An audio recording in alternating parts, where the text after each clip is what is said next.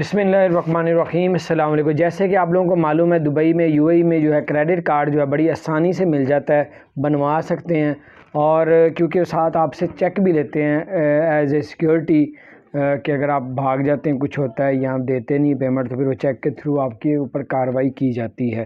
تو اسی طرح آپ کو بتاتے چلیں کہ اگر آپ لوگوں نے کریڈٹ کارڈ بنایا یا پھر کوئی لون لیا ہوا ہے، 3 سے لے کے 6 انسٹالمنٹ اگر آپ لوگ لون کی یا کریڈٹ کارڈ کی پیمنٹ میں 3 سے 6 ماہ میں اگر آپ نہیں جمع کراتے تو پھر آپ کو ڈیفالٹر میں ڈال دیا جاتا ہے۔